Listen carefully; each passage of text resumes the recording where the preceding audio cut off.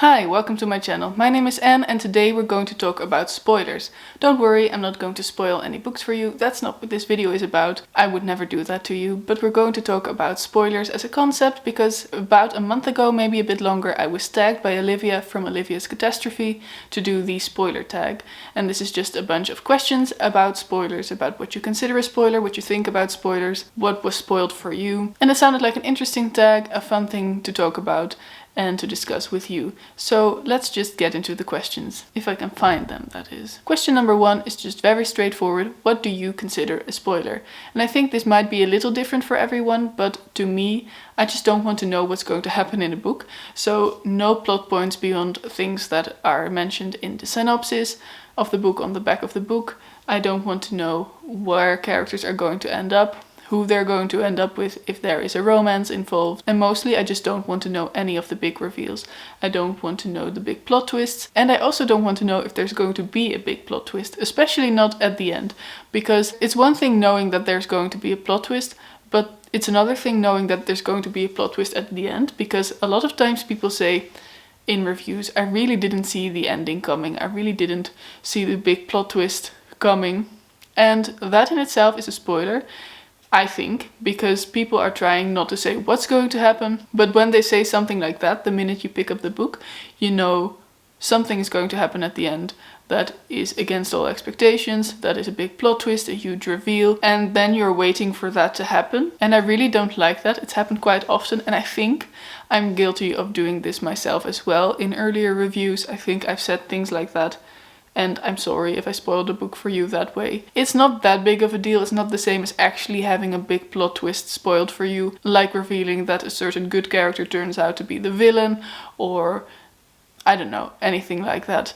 It's just the anticipation, knowing that there's going to be something unexpected and making it expected, because now you know that something's going to happen. Anyway, that's something I really don't like.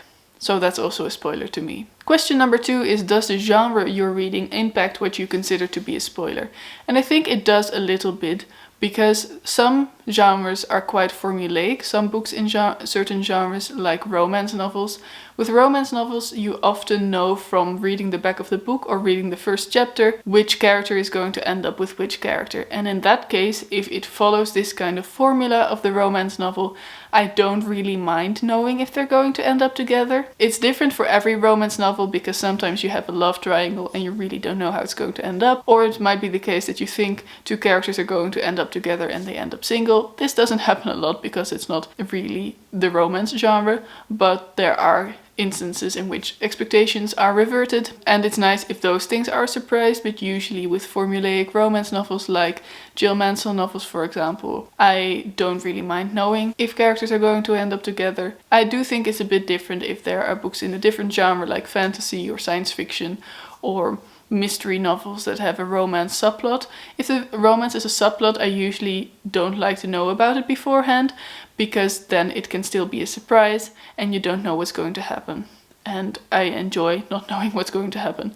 In books, that is. In life, I absolutely hate it. Question number 3 is, all the best bits are in the trailer. Sometimes the synopsis can be too detailed. Do you research books prior to reading them, or do you prefer to know nothing about the book? I usually do read the synopsis of a book just because I want to know what it's about.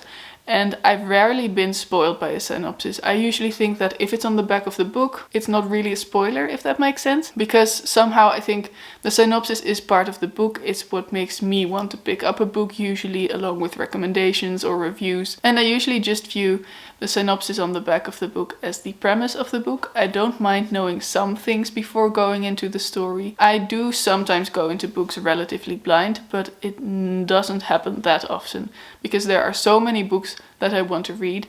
I usually do want to know something about it before buying the book. I want to know if this is a story that I'm going to like, if it has elements that I'm going to like. I want to know if the book speaks to me. And it's not enough for me to just have someone come to me and say, this book is good, go read it. Before I read it, before I buy the book, I want to know what it's about. And for that, I do rely on the synopsis. Question number 4 is, sometimes the introduction or translator's notes can spoil the ending, especially for classics. Has this ever happened to you? This has happened to me. I don't remember with what book, but I think it was for a book that I had to read either for English class in high school or at the start of my university degree. I studied English literature in university, so I did read a lot of classics with introductions like that.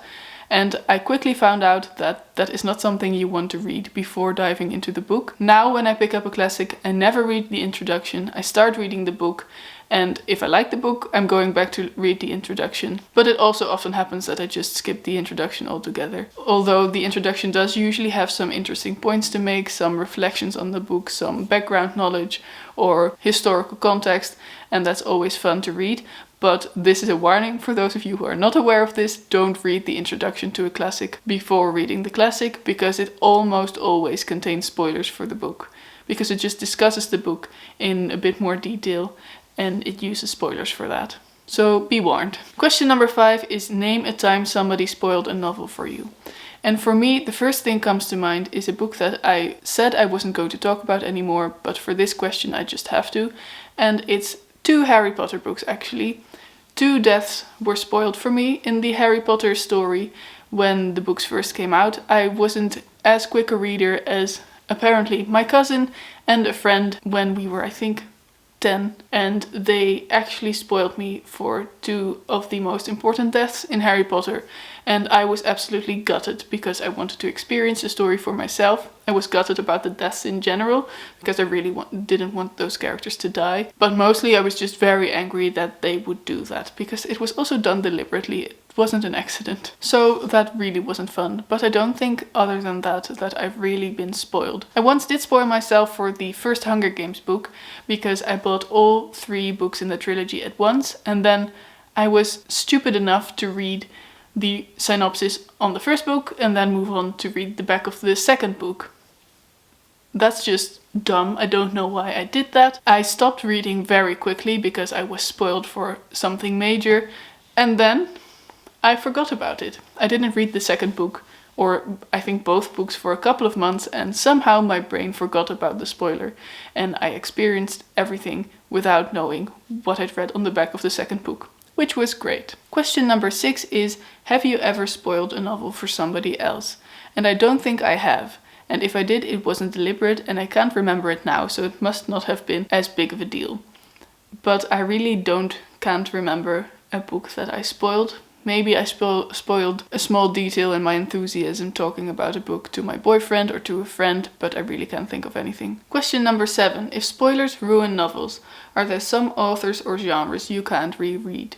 I think this differs for everyone. The reason I love rereading is because you already know the story and it's comforting and it's familiar. So if I really love a story, I'm going to enjoy rereading it no matter the genre, I think. I don't reread all that often. I really do want to do that more often, but I don't think genre really matters all that much, and authors definitely don't matter in that, I think. And then question number 8, which is also the last question.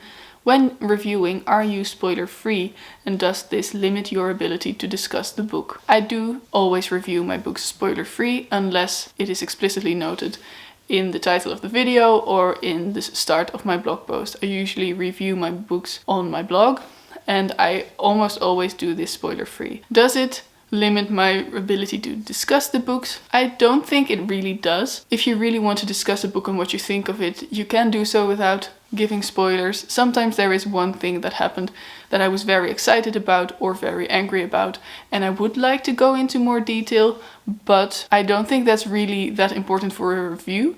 It's just my enthusiasm or my anger that I want to share with someone, and to do that I could just go to someone who read the book and do that one-on-one and discuss it with them. I don't think it's important for a review, because in a review you just want to tell people in general terms what you think of the book, maybe mention a couple of details, but spoilers aren't necessary. And I think it's also a nice challenge to just not talk about the spoilers and just talk about the feel of the book, talk about the characters, talk about if the plot was exciting or not, if it was logical, and not go into the details of the book. And then the last question is to shout out a bunch of people and tag them to do this tag as well. And I haven't really prepared for this tag. Maybe you picked up on that by my rambly answers. So I can't really think of any people to tag right now, but if I remember to do so, I will tag a bunch of people in the description, so please check them out, because if I tag them, I really like their channels. But I really like chatting to you about spoilers and just having a low-key casual video like this. Maybe I'll do it a bit more often about other topics, who knows. Please in a comment down below tell me about one book that was spoiled for you, but please do not go into any details, because I don't want to be spoiled for anything and I don't want anyone else in the comments to be spoiled for anything. And please like this video if you liked it and subscribe to my channel if you want to see more of me in the future, and have a wonderful day. Bye!